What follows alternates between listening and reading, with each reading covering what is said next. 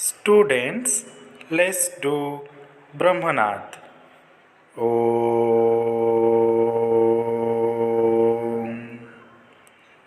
Om. Santi, Santi, Santi. Swasth. Good morning, students.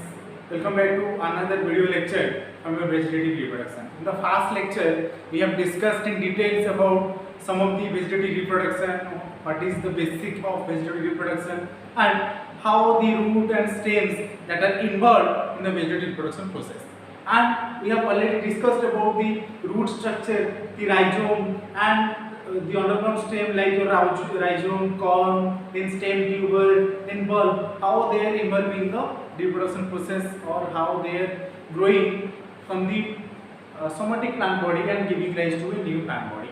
And in this video lecture, we will learn in details about the subaerial stems, okay, which is a part of stem, but it is slightly different from your underground stem. As we know that underground stem, it is present below the soil level, but the subaerial stems, they are somewhat present on the surface of the soil and some part is present in the soil level also. Okay, that's why they are also known as subaerial stems because their some part is exposed to the air also and some part is present in the soil. And basically these subaerial stems that are present mostly in case of your herbaceous stem. And two types of herbaceous stem that are subaerial and that are known as your one example, that is your runner, then second that is your stolon, third one that is known as your sucker,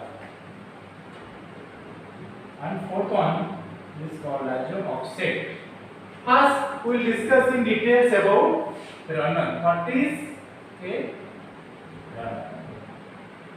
Basically here you can see the A diagram. Okay, this is the structure of runner. Okay, and this is your runner diagram. Runner of grass. And botanical name of your grass is Cynodon dactylon. Yes, Cynodon dactylon, which is called as a brook grass, that is known as a Cynodon dactylon, and which is a runner. And here you can see the diagram, there is presence of several node and internodes as it is a characteristic feature of your stem. And as there is presence of stem and node and internode, we can say this is a structure of your stem. Okay, and first point is that you can write in runner, that is it is a weak, slender and having several branches which run horizontally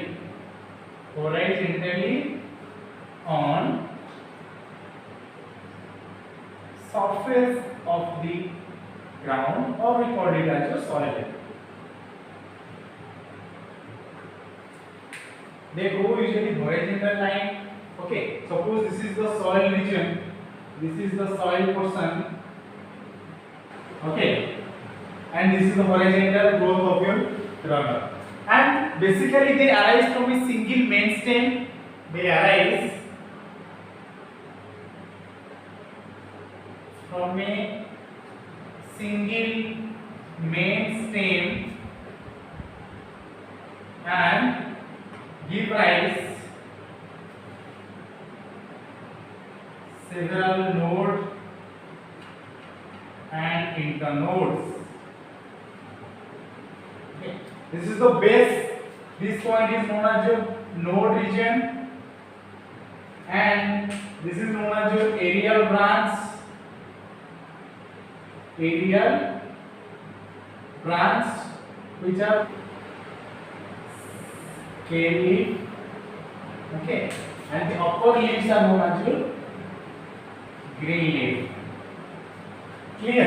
And this point is node, and in between node and this is the node, this is node, and this is called as a internode. And these roots which arises from the node region, these are known as your adventitious roots. Okay, these are the basic structural feature of your stem, and this is your stem. And another important point is that stem is prostate. Stem is prostate. What is prostate meaning? Prostate meaning is that they run along the ground. That's why they are known as a prostate structure. Okay, they will run along the ground. And basically you will see in the node region, three structures are present. The above the aerial region, the aerial branch is present. Aerial branch is present. Near the node region, scale leaves are present, and below the surface, below the soil, there the adventitious roots are present. Adventitious roots are present. Okay, that's why the node region there they usually grow. Suppose I will draw a single. This is your soil, and this is your main stem. From this main stem, there will several branches arises from the structure of main stem of your Cynodon dactylon. That's why it is known as your runner. And in each point, suppose this is your apical cord, and these are known as your axillary cords. Okay, these points are called as your axillary points, where the root that is development of a node, and in the blood surface there is development of adventitious roots. That's why they are now called as your runners. And example of your runner, it is your Cynodon dactylon. Okay, example we called the example that is Cynodon dactylon. Clear? That's why we call that. Suppose this runner is growing as usual. Okay, if accidentally a small portion is cut from this segment, okay, accidentally small portion is cut from here, then that portion of the runner can give rise to a new plant. Okay, we can write that point. If accidentally small portion from runner it is cut down. Okay, then next this portion, suppose I draw a diagram. Suppose this is a Cynodon dactylon and these are some branches. Okay, I will cut this portion from this plant, then that plant will separate and that will give a new branch also. Okay, that's why they are helping in the vegetative propagation. Vegetative propagation. Okay. Okay, note down these points. Then we will know another important type of your, that is your stolon. Note down these points. Let we have discussed about the runner. Then let us discuss about the stolon. Okay. Stolon is like that of the runner, but basic difference in between stolon and runner is that runner will grow on along the surface of the ground, but usually the stolon they also there will slender and having lateral branches also, and they usually having bow-like arrangement. Second one is that they having bow-like arrangement or growing point. What is the bow-like? Because they are having a upward direction and having a downward direction. Here you can see there is a upward growth, then it will bend downward to the soil surface. This is upward growth, then downward growth, then near there is at the apical point there is also apical board, and when it grows gradually, each point the apical board develops into a shoot region. Okay, in the upward direction they will rise up above the soil surface, and in the downward they will touch the soil surface. Okay, touch the soil surface. Where the region which touches the soil surface, that region, from that region, that is development of a node region. Okay, and that node, from that node, that is development of a adventitious root. Adventitious root, and above the soil surface there is development of a aerial shoot, and aerial shoot having leaflet structure. Okay, towards the soil surface, and there is presence of the apical bud, and that apical bud will evolve, it will develop the aerial shoot. Then along the near the ground level of soil surface, they will develop the adventitious roots. Clear? And these aerial shoot, they are having the leaflet structure. Why they are leaflet structure? Because these are compound leaf. These are called as compound leaf, because when there is more than one leaf is present, that is called as a compound leaf. That's why this is known as a leaflet structure. And this is the point of node region, and there is presence of a long internode. Okay, a single long internode is present. Long internode is present. Clear? And thereby they help in the vegetative propagation of your plant, of your strawberry plant. This is the stolon of strawberry. Okay, that is included in the Fragaria group. Okay, Fragaria.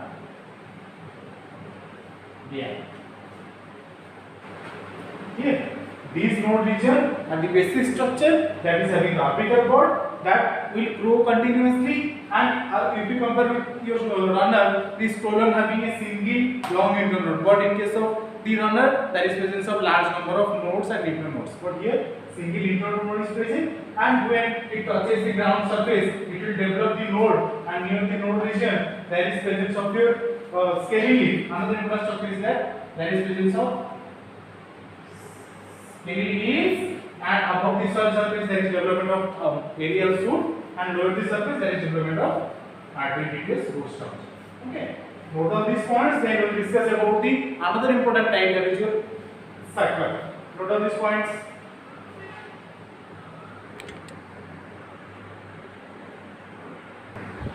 Already we have discussed the types, that is two types, that is your runner and stolen. Okay, let us know the third type, that is known as your sucker. Okay, these are sucker and stouter. What is the stouter? That is the very strong as compared to the runner, and with your stolen, these are very strong in nature. That is subtle in nature and stout in nature.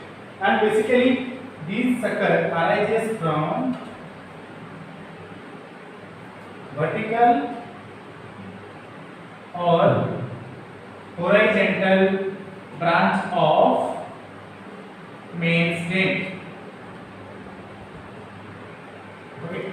And most of the example, that is, this is example of your sucker, and this is example of your Muja plant. Okay, when you say that is this is called as your banana plant.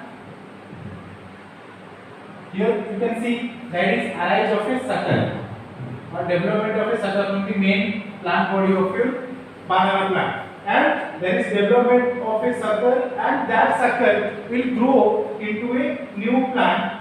Okay, basically is vertical or horizontal branches from the main stem, and next the sucker arise from node region of stem, from node region.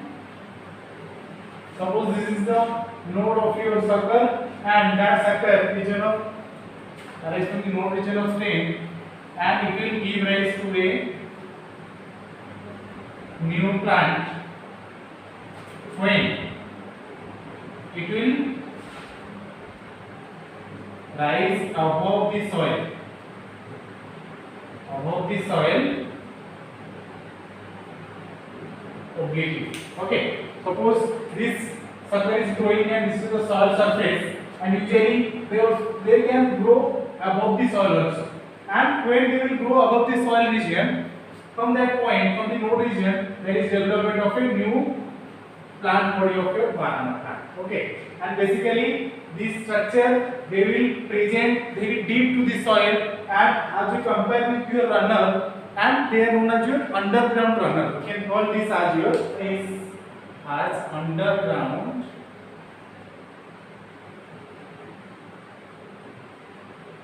Why this is called as underground runners? Because these runners, or these are type of runner, but these are not runners, these are suckers, because they are very strong, but runners are very weak, and they are present below the soil and also present above the soil also. Okay, and basically that's why it is known as the underground runners, as it goes horizontally, and it goes horizontally along the surface of the soil. And next, fourth type, that is known as your offset. And basically you will see offset, that is in case of Eichhornia crassipes. Okay, and next Pistia. This is the structure of, here you can see two diagram. A structure it is your Pistia, and B structure it is your Eichhornia crassipes structure, crassipes plant. And this structure mostly seen in case of Pistia, or the Eichhornia plant is known as the water hyacinth. Okay, water hyacinth. These are called as the Eichhornia plant. Eichhornia. Okay.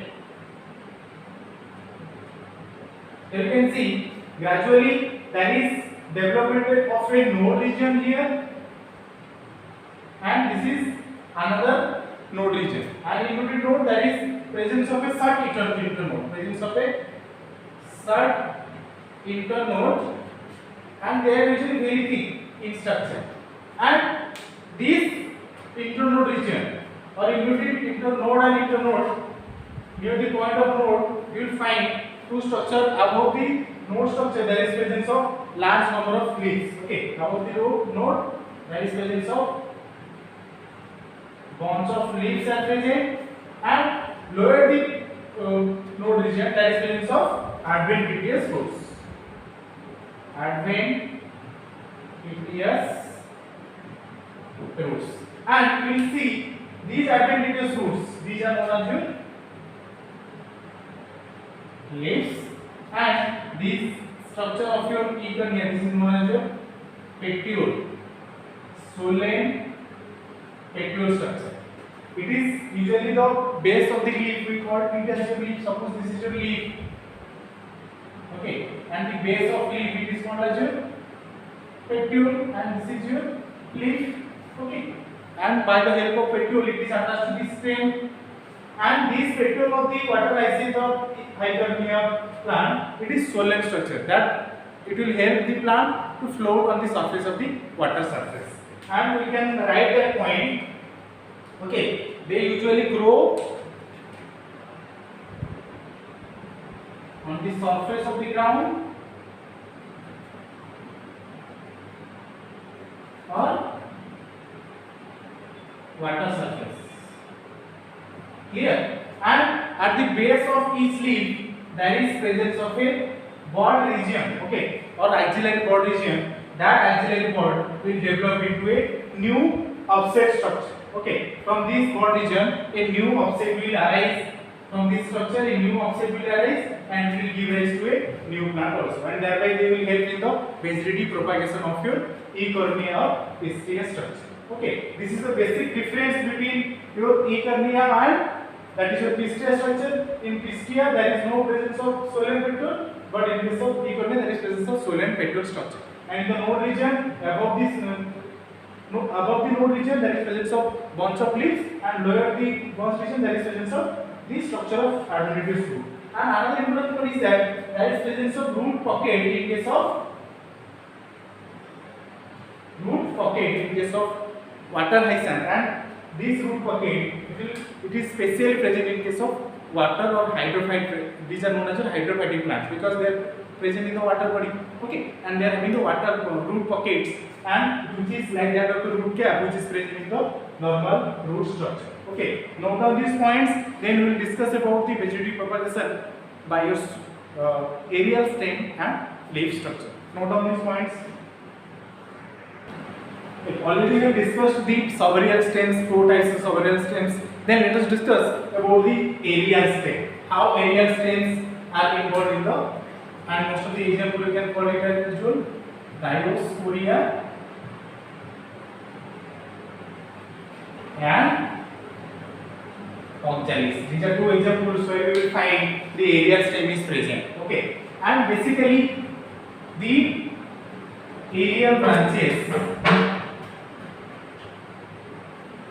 having broad region. Okay, suppose this is a aerial branch of your Diosporidia. Okay, then this is your leaf, and at the point of leaf and stem there is presence of a broad region. We call this as your axillary bud, and that bud will develop into a complete structure of bulbil structure. Okay, that bud will gradually grow by receiving the food material that is present inside your, or that is produced inside your leaf structure. This is your leaf, this is known as your bulbil. Clear? And that bulbil will swell up or swollen. Why are they swollen? Because they will receive most stored food material. Okay, the food material which is synthesized in the plant, that will stored inside the bulbil structure. Okay, then next, when bulbil is detached, when it detaches from main plant, it will give rise to new plant. Okay, give rise to new plant. Clear? Suppose this bulbil will fall on the surface of soil. Suppose this is the surface of soil, and this bulbil will be matured and it is detached from the main plant and fall on the surface of the soil, and it will develop a adventitious root, and gradually they will give rise to new plant. Okay, and this is the basic structure, that is, as it is the aerial stem part. Okay, this is the aerial stem part. That's why it is the bulbil of the bud which will completely develop into a new plant, and that's why it is known as your vegetative propagation by aerial stem. Then another important point is that vegetative propagation by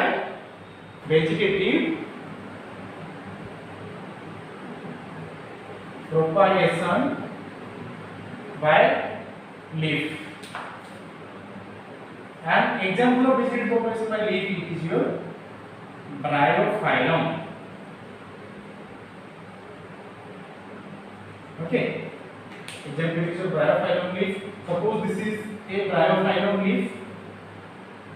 Clear? And here you will see at the margin of the leaf there is presence of bud region. Okay, this is your margin of leaf, and these are some bud present here. Okay, and usually as the buds are present on the leaf surface, we will write this point. Buds are present on leaf surface. That's why they are called as epiphyllous bud.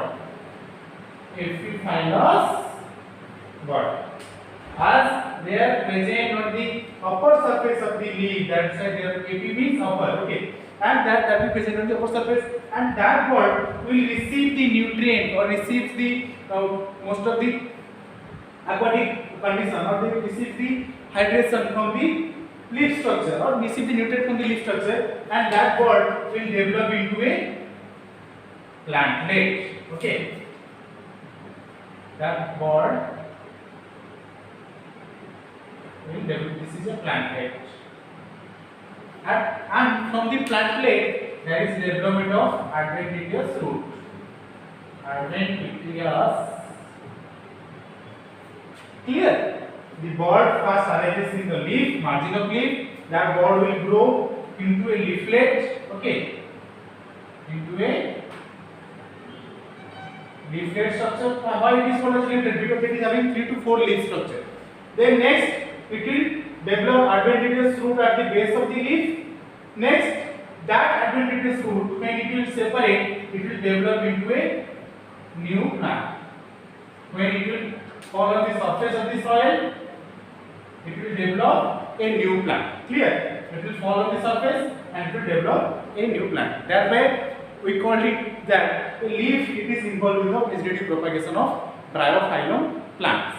Clear? And this is are the basic types of your vegetative propagation. We have discussed subaerial stems, and that is your, we have discussed about the subaerial stems, then discussed about the aerial stems, then we have discussed about the leaf structure. Go through all these points. Next class we will discuss about another topic, that is your natural method of vegetative propagation. Thank you.